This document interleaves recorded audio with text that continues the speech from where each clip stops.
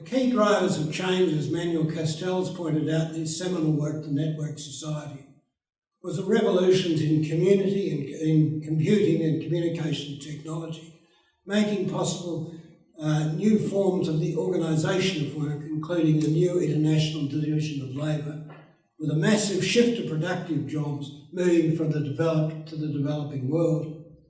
The increasing fluidity of global finance capital also helped to reinforce the power of large corporations, making them largely independent of national governments. Australia has seen a large shift in productive jobs offshore as it worked to restructure our economy around information-based industry, such as financial services, as well as health and education, now increasingly thought of as export industries. In the past, we saw the heart of industry as being in the firm, whereas industry today takes off on a project-by-progress basis, with corporations forming different partnerships to exploit opportunity to increase returns to shareholders. As sociologists from Daniel Bell through to Richard Sennett have pointed out, the digital revolution, as it is being exploited by finance capital, has created less bureaucratic and more flexible commercial organisations that in turn are changing the culture of work. And what we're seeing here is a fundamental change really in the nature of work.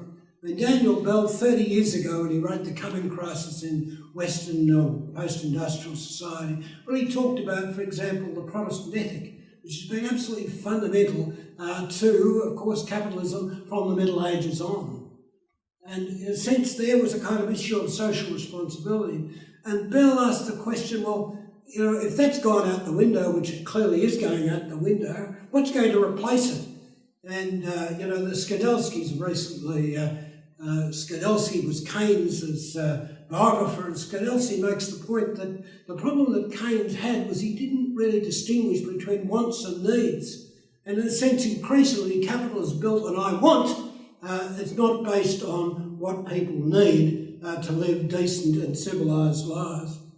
So in a sense, this is a fundamental change. And in a sense, it's out of control. The genie's out of the bottle. People don't really quite know what to do to replace the kind of discipline that one needs to have to face the quite crucial problems that exist now that maybe we weren't so aware of 30 years ago, like, for example, the whole question of climate change and so on.